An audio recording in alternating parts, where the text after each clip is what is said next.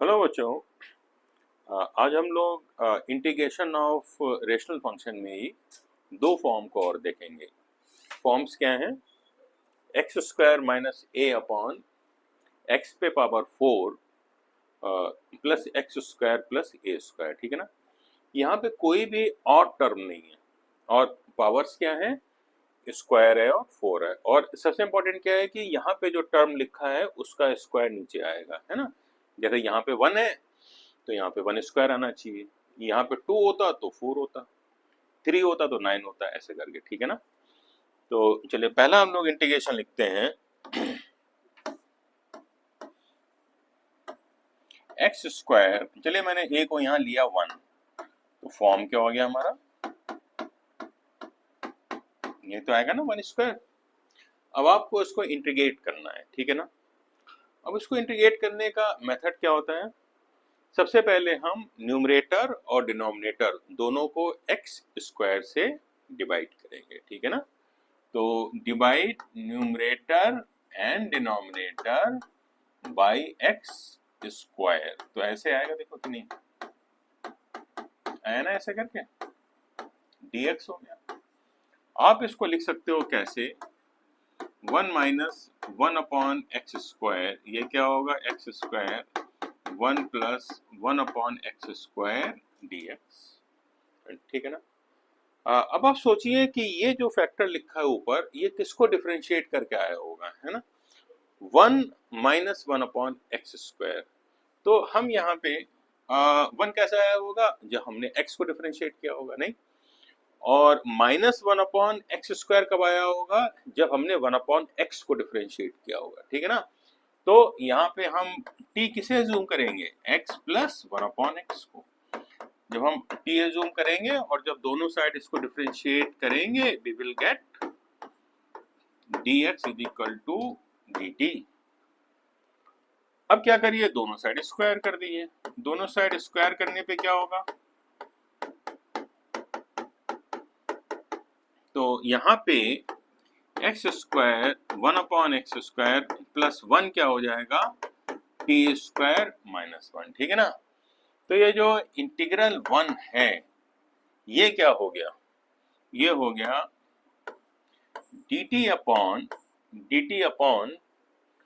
इसकी वैल्यू क्या हो गई? टी स्क्वायर माइनस 1, और इसको हम लोग लिख लेंगे 1 अपॉन 2a, ठीक है ना, log t minus 1 upon t plus 1 mod and c, और इसको हम लोग लिखेंगे 1 अपॉन 2 लॉग टी को रखेंगे x प्लस 1 अपॉन एक्स, है ना। तो ये आ जाएगा x plus 1 upon x minus 1, x plus 1 upon x and plus 1 सी, ठीक है ना। This is your answer. Clear हुआ ना? मैंने देखे क्या किया यहाँ पे, मतलब, और ये याद कर लीजिएगा, जब ये ऊपर ऐसे लिखा होगा ना 1 माइनस 1 अपॉन एक्स स्क्वायर, तो पहले तो बीच में अगले प्लस आएगा और x प्लस 1 अपॉन एक्स को आप t एज्यूम करोगे, आपने डिफरेंशिएट किया तो ये आ गया। तो ऊपर जो फैक्टर लिखा है ये वाला, इसकी वैल्यू क्या हो गई? dt आ गया। अब आपने क्या किया? दोनों साइड इसको स्क्वायर करो, दोनों साइड स्क्वायर करोगे तो ये टर्म आएगा। 1 को यहाँ छोड़ दीजिए और एक 1 को यहाँ पे कर लीजिए, तो ये आ जाएगा dt upon T square minus 1, इसको लिखेंगे 1 upon 2a log x minus A upon X plus A, और t की जगह रख दीजिएगा क्या? x प्लस 1 अपॉन एक्स, ठीक है ना। चलिए अब नेक्स्ट क्वेश्चन पे आते हैं हम लोग। सेकंड है ना। सेकंड क्या है? X square plus 1 upon x 4 x square and 1, ठीक है ना। देखिए जो नीचे लिखा है वो ऊपर का स्क्वायर है, 1 का स्क्वायर तो 1 ही होगा ना। चलिए अब हम लोग क्या करेंगे? यहाँ पे सबसे पहले divide numerator and denominator by x square, तो यहाँ पे क्या हो जाएगा? dx भी है, यहाँ पे क्या होगा? X square plus 1 upon x square x 4 x square 1 upon x square dx, इसको हम लोग लिख लेंगे 1 plus 1 upon x square 1 plus 1 upon x square. ठीक है ना, ऐसा लिखा हमने। चलिए अब हम यहाँ पे क्या करेंगे, ऊपर जो लिखा है यहाँ पे हम x माइनस 1 अपॉन एक्स को t लेंगे तो ये क्या हो जाएगा 1 plus 1 upon x square dx is equal to dt। अब दोनों साइड इसका स्क्वायर कर दीजिए, आप दोनों साइड स्क्वायर करेंगे तो क्या आएगा, तो -2 स्क्वायर टू टी स्क्वायर आया। यहाँ पे आपको लाना ये है, तो इस फैक्टर की वैल्यू कितनी हो गई, x square 1 upon x square equal to t square plus 2, और एक 1 भी है तो अब यहाँ पे 1 को ऐड कर दीजिए। 1 को जब ऐड करूंगा तो ये आ जाएगा टी स्क्वायर प्लस 3, मतलब जो हमारा इंटीग्रल 1 है इसकी वैल्यू क्या हो जाएगी dt ऊपर और नीचे क्या हो जाएगा टी स्क्वायर प्लस 3। अब इसको हम लोग लिख सकते हैं dt upon T square root 3 का whole square, this is 1 upon a आपका tan inverse x by a plus c, और यहाँ आप t की वैल्यू रख दीजिएगा, ये रखिए तो आंसर क्या आएगा 1/√3 आपका tan इनवर्स t की जगह रख दीजिए x minus 1 upon x by √3 and plus c। ठीक है ना। चलिए नेक्स्ट आ जाइए, थर्ड वाला। अब मैं आपसे बोलूं कि आपको इंटीग्रेट करना है x square minus 1 upon x 4 plus 1। यहाँ पे भी देखिए, यहाँ पे सिर्फ एक्स स्क्वायर है, एक्स 4 है और बाकी एक्स के कोई भी पावर नहीं है। तो आप यहाँ पे क्या करेंगे, पहला स्टेप कि एक्स स्क्वायर से न्यूमरेटर और डिनोमिनेटर दोनों को क्या करेंगे, डिवाइड करिए। डिवाइड करेंगे तो क्या आ जाएगा 1 माइनस 1 अपॉन एक्स स्क्वायर, ये हो जाएगा x square plus 1 upon x square. ठीक है ना। अब न्यूमरेटर में क्या है 1 माइनस 1 अपॉन एक्स स्क्वायर, तो हम किसको t एज्यूम करेंगे, x प्लस 1 अपॉन एक्स को, हमने इसको t लिखा। डिफरेंशिएट करेंगे तो ये आ जाएगा 1 minus 1 upon x square dx is equal to dt। दूसरा आप इसको दोनों साइड स्क्वायर कर दीजिए, स्क्वायर करेंगे तो क्या आएगा, देखिए आया। तो इसको हम लिख लेंगे x square plus 1 by x square equal to t square minus 2। तुम्हारा ये जो पहला वाला इंटीग्रल है ये क्या बन जाएगा dt upon T square minus 2। इसको हम लोग लिखेंगे dt upon T square minus √2 का होल स्क्वायर, और बाकी आप इसको अपने आप ये से टेलीवाइज कर देता हूँ, ये वाला हुआ तो ये क्या हो जाएगा 1/2a। तो यहाँ पे a की वैल्यू क्या है √2 है ना, और ये क्या हो जाएगा log t minus a upon t plus a, और आप यहाँ पे t की वैल्यू रख दीजिए x प्लस 1 अपॉन एक्स, तो ये कितना हो जाएगा 1/2 log x plus 1 upon x minus √2 upon x plus 1 upon x √2 और प्लस c। ठीक है ना। नेक्स्ट करें, चलिए फोर्थ पे आते हैं। फोर्थ क्या है एक्स स्क्वायर प्लस 1, पहले माइनस था अब के मैं ले रहा हूं प्लस वाला केस। ठीक है ना। तो यहाँ पे भी क्या करिएगा एक्स स्क्वायर से डिवाइड करिए, तो डिवाइड करेंगे तो क्या आएगा, देखिए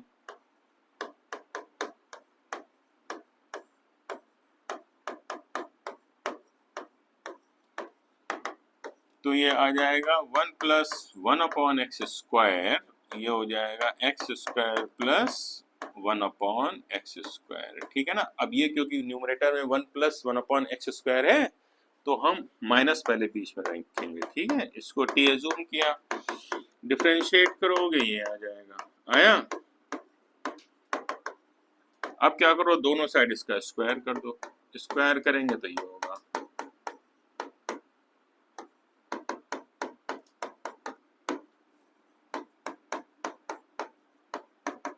टी स्क्वायर और प्लस 2, ठीक है ना। तो ये जो 1 वाला है ये क्या होगा, dt अपॉन ये हो जाएगा टी स्क्वायर और प्लस 2, ठीक है ना। इसको लिख लो dt अपॉन टी स्क्वायर और √2 का होल स्क्वायर, है ना। तो ये क्या हो जाएगा 1 अपॉन a और ये tan इनवर्स होगा t अपॉन a और प्लस c, ठीक है ना। तो ये क्या हो जाएगा, t की वैल्यू क्या होगी x minus 1 upon x minus 1 upon x और √2, ठीक है ना। ये आ जाएगा, ठीक है। अब जो नेक्स्ट क्वेश्चन है वो इन दोनों क्वेश्चन का कॉम्बिनेशन है। कैसे दिखाता हूं, देखिए आपके पास ये प्रॉब्लम आएगा और ये एक इंपॉर्टेंट प्रॉब्लम है,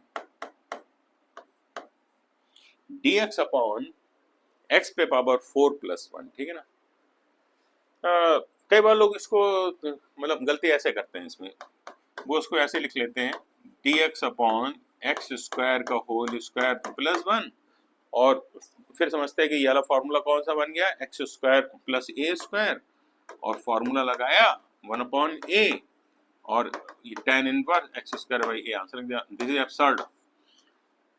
ये याद रखिएगा कि dx upon x square plus A square में जो x की पावर है that should be only 1, linear form में होना चाहिए x, और यहाँ पे आपने x को क्या कर दिया क्वाड्रेटिक फॉर्म में, जो कि गलत है ना। तो आप इस फॉर्म से इस प्रॉब्लम को नहीं कर सकते, ठीक है ना। तो फिर सोल्यूशन क्या होना चाहिए फिर, तो देखिए इसमें क्या करना है आपको, पहले 2 से डिवाइड करो और 2 से क्या करिए मल्टीप्लाई कर दीजिए, ठीक है ना। अब ये जो 2 है 2 को आपको लिखना है इस फॉर्म में, किस फॉर्म में, हाफ एक्स स्क्वायर प्लस 1 और माइनस लगा दीजिए बीच में, फिर x square minus 1 upon x4 plus 1 dx। इसको लिख लीजिए half x square plus 1 upon x4 plus 1 minus half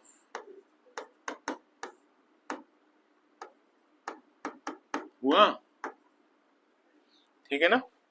ये आपका I1 आ गया और ये क्या आ गया I2, ठीक है ना। तो अब यहाँ पे क्या होगा, इसकी तो वैल्यू हमने निकाल रखी है ना, क्वेश्चन 3rd और 4th में।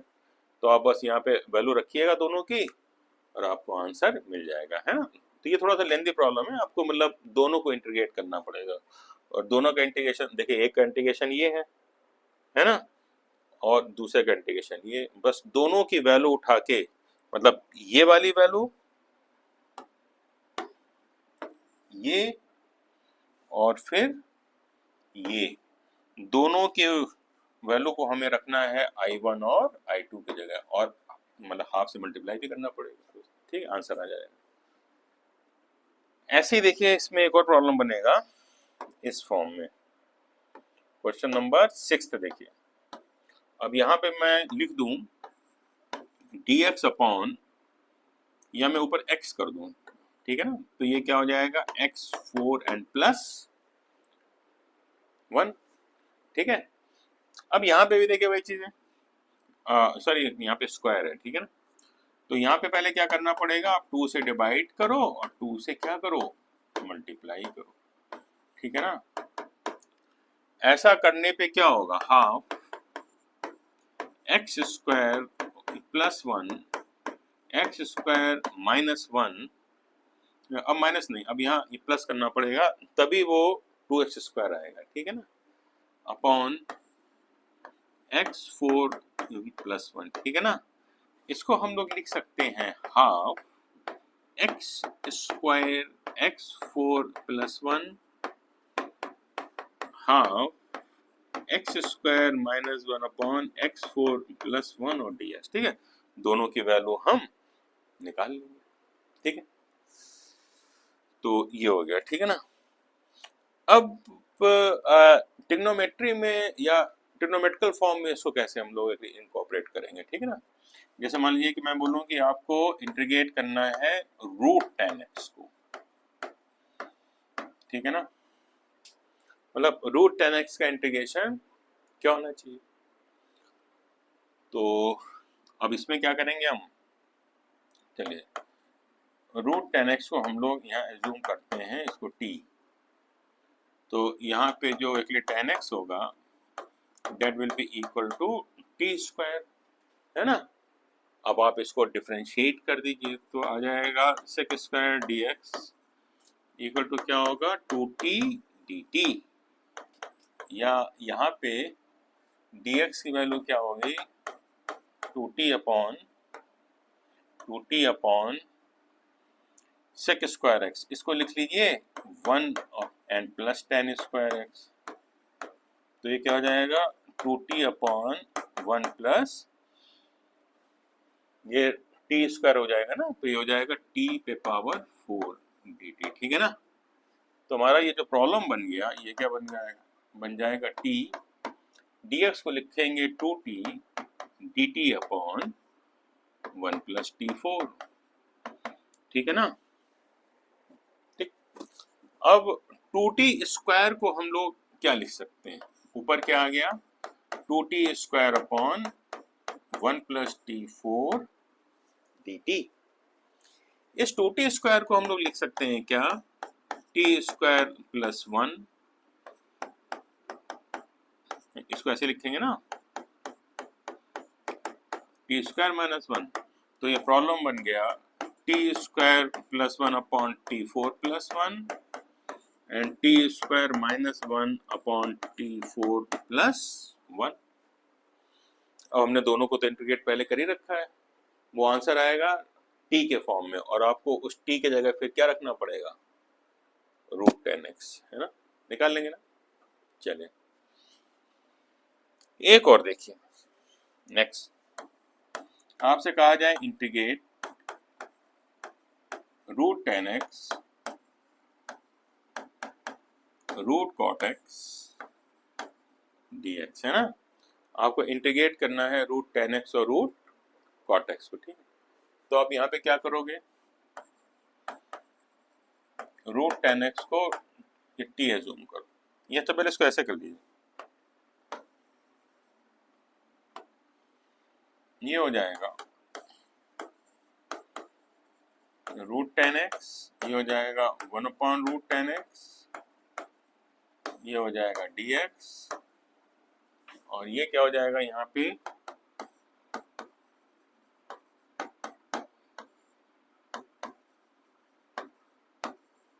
हुआ ऐसे है।